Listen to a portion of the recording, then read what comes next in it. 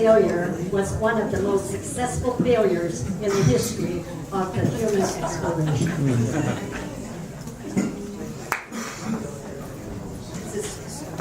Next up, Don Francisco Sanchez was born in San Jose, where his grandparents lived. His grandfather was a soldier in the Anza expedition, which established the San Francisco Presidio. His childhood years were spent between San Jose and the Presidio, and he learned to ride at an early age. At home, obedience and respect were two watchwords of conduct.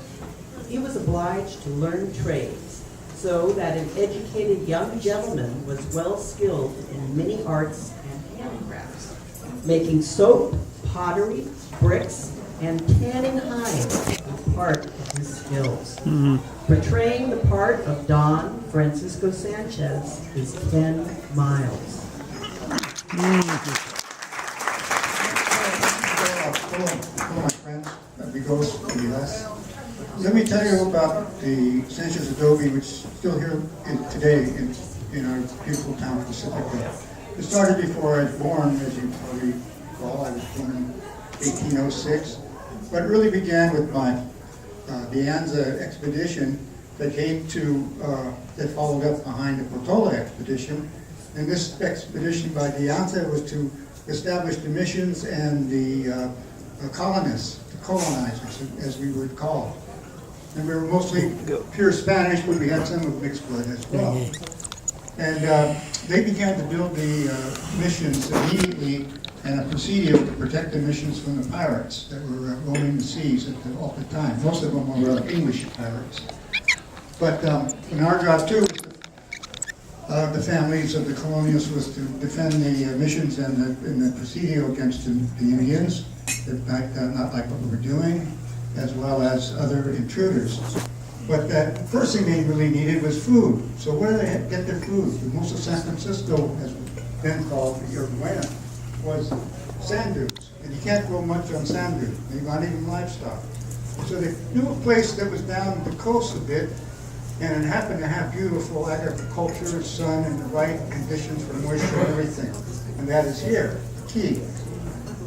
Well, my grandfather and his father, Antonio Jose Sanchez, they built the Adobe. They built the mission as it is talking, but they also built the missions Assistente, which was like a little mission without a church, and big enough to house people and store workshops and everything. And they had plenty of Indians which they had gathered up along the coast and around the bay, the Ohlone, to help them build this farm place. And it was in the back of Eagle Valley. Well, things were okay. They put livestock in there. They had many cattle. They had different kinds of grains, and they supplied the missions, mostly the mission of Dolores, which was earlier called Mission San Francisco de Assisi, with food and grain and crop and you name it. But then the problems began, and this is a part of the story that I could tell you. Of the many thousands of Indians, the Ohlone, etc., that they gathered up, there was a massive disease and destruction, and some people died of a broken heart. For instance, back in 1779, the census for the Native Americans living around the mission was about 1,500 people. 30 years later, there's only 8 survivors. Many of them took off and lived in the woods, along the beaches and forests, went back to their villages. Pacifica had 2 Native American villages. One was Puresec by the Adobe, where it is now, and another was Timectec, that was by Pacifica Valley Mar School area in the highway. And unfortunately, where we built the sewer plant.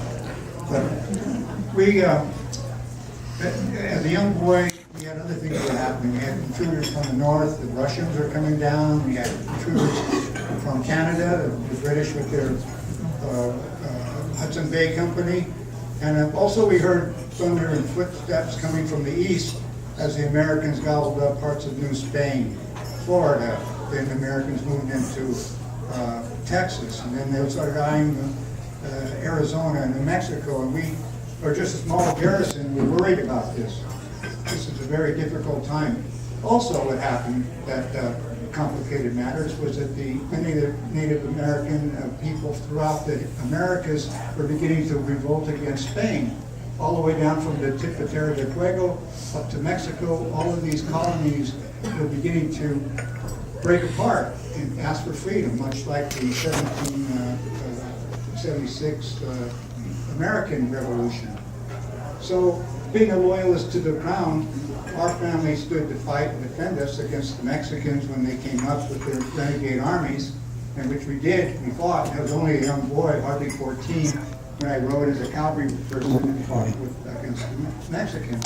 But eventually they were more prepared and well armed than we were, and more numerous, so that they won out, and we decided maybe at this point that California could be an independent country, or it could be maybe whatever. But anyway, Mexico took over everything.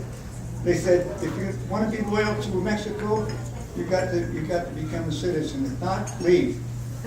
Well, looking at the cards and having a lot of family here, we decided to become Mexican citizens. That was this is all in 1821. A little bit later, I became a very prominent citizen in Buena Buena with the Mexican government. I was port captain and became commandant of the Presidio in San Francisco. At that point, I decided I would like to have a big family and a rancho. So what did I do? I applied for a land grant, and it took me 10 years, but I got the land grant in New Mexico. That was pretty fast, really, for that. My father had the other big land grant, Rancho Berry Berry over the hill, which ran from almost what you call today South San Francisco to San Bruno. My land grant that was granted was from Muscle Rock to Pedro Point, all the way up to the bridge line, roughly 15,000 acres. Things were okay, but trouble was brewing with the Americans approaching and meddling with our independence. And there were Mexican-American War, which caused a flotilla of American ships to come in and take over our Presidio, as well as the ones down in Monterey and various other locations. Then they took over the missions, and the missions were actually falling apart because they couldn't keep up the Indian population wasn't occurring and working very. There wasn't anybody to do anything when most of the natives died. That was a very unfortunate time for us. So I became with the land grant. I married my beautiful wife, Theodora. She was part Indian. We had 10 wonderful children, 6 boys to help us on with the farm and do the ranching, 4 beautiful daughters to marry and become a part of our estate and join the other Dons and families. Things were pretty well. By 1846, California became a territory of the United States. They pushed us out. It was all over. And this is at the point when I was trying to build the Rancho Adobe. The Rancho Santa Fe. I got my mind here. Rancho San Pedro. And so we started building the Rancho San Pedro out of parts of the old Ascendiente, as well as shipwreck parts, and used the limestone from the Clara Quarry right across the street. And it took us about 4 years to build it.